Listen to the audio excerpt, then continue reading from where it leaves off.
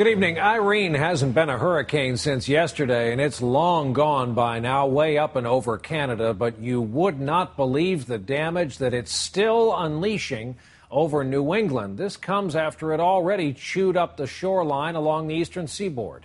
Tonight, in the wake of Irene, at least 37 people are dead. 5 million Americans, at least, are without power from North Carolina on up to Maine.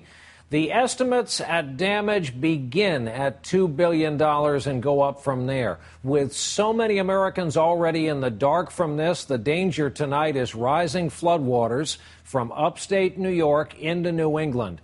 We begin tonight with Jim Cantori of the Weather Channel in Lower Bartonsville, Vermont. And Jim, not only did you grow up around there, last night you predicted this would be the worst hurricane in, of all places, Vermont history, and that's coming true.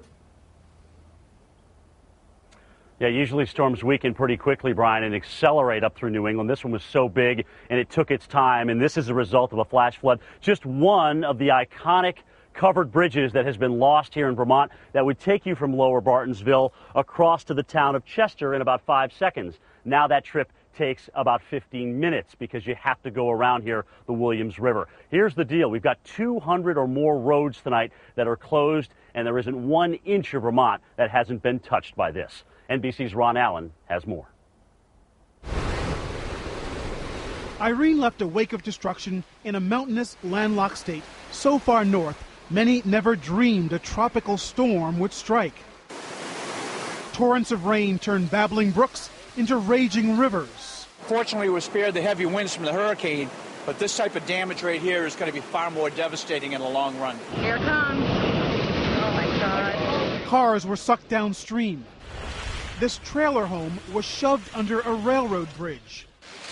Oh, my God. An iconic covered bridge disappeared into a swollen river, washing away a century of history.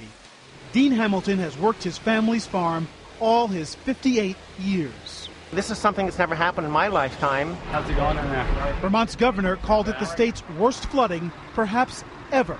We are convinced that we have further challenges ahead. There will be more loss of life. At least 2 people already have died in the floodwaters. Officials say several small communities, hundreds of people, are still cut off and cannot be reached. And every major road in the state has some damage. Brattleboro, known for its arts, was today covered in mud. Alyssa Bonte's store was badly damaged, but not her spirit. It's disheartening, but it's a wonderful community, and I feel like we're well loved and everything will be okay. And in some places, the floodwaters are still rising. Ron Allen, NBC News, Brattleboro, Vermont. And you got to go back to the late 1800s for when this bridge was first here, a wooden covered bridge, obviously a very iconic symbol, rebuilt in the 1980s and now gone to Mother Nature's fast-moving waters from last night. Let's go back and take a look at this hurricane. And even though we didn't get to that big stature of Category 3 or 4, this thing was a wrecking machine all the way from Puerto Rico up through Bahamas. Here you can see it 3 o'clock on Thursday, coming all the way up through the Carolinas on Saturday morning and then up through New England. It moves slow enough to produce significant rainfall. And look at this area where we had significant flooding. Huge areas all across New England. And there you see Vermont sitting right there, Brian. Almost every inch, as I mentioned, recovering from flooding this evening. 5 all-time record crests. In other words, the river has never gotten that high on rivers across the state of Vermont. Well, Jim, help a layperson out here. You and I were on the air most of the weekend tracking this storm. Most people thought enough already. Right. This was the tail end. It was booking out of here. And frankly, this destruction, this flooding in New England took a lot of us by surprise. Did it take meteorologists by surprise?